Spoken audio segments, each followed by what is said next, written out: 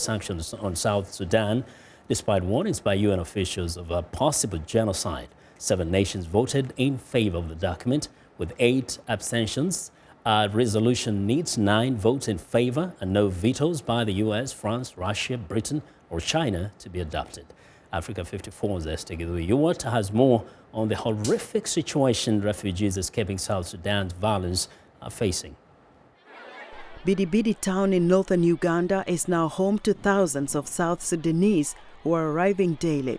Buses ferrying in new arrivals can be seen pulling into the reception centers in the middle of the night to welcome the many hungry and haggard-looking boys, girls, mothers cuddling small babies, old women and men into the camp. South Sudan war first broke out in December 2013 after President Salva Kiir fired his then Vice President Riek Machar, and the political rivalry between them quickly developed into a military confrontation. Joyce Kiden arrived at the camp this month, leaving her village of Yeu with her 5 children shortly after her husband was abducted by government soldiers. We had to run because these people came in the night and started burning houses. But what made me run is when the government helicopters came and started shooting indiscriminately in populated areas, and many people got killed. The conflict ended in a peace deal in August 2015, and Machar, who had left the country after the war started, subsequently returned to Juba in April 2016, only to flee the country again amid renewed fighting in July. He has since called on his supporters to mount an armed resistance. Addressing the UN Security Council, outgoing UN Secretary-General Ban Ki-moon warned if the international community fails to act now, South Sudan will be on a trajectory towards mass atrocities. Reports suggested that President Salva Kiir and his loyalists are contemplating a new military offensive in the coming days against the SPLM in opposition. Moreover, there are clear indications that Riek Machar and other opposition groups are pursuing a military escalation. Back in Uganda, authorities say the refugee camp has reached its maximum capacity.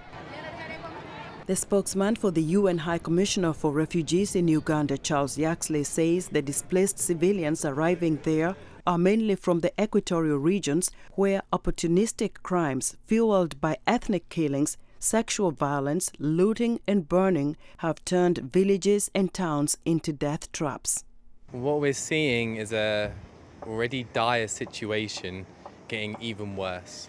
And with political solutions in short supply, it appears there'll be no end in sight anytime soon, and tell us horrific and barbaric tales of violence that they're escaping from. During an emergency session convened in Geneva, the chairperson for the Commission on Human Rights in South Sudan, Yasmin Suker, drew special attention to the ongoing sexual violence in civilian camps.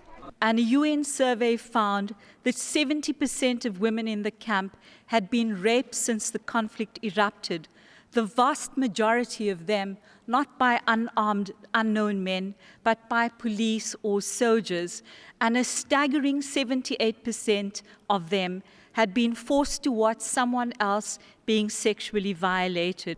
During the conference, South Sudan's ambassador, Kual Alor Kual Arop, sought to defend his government. Because the government has not been given the chance to study and reply the glaring allegations contained in the statements of the distinguished members who spoke.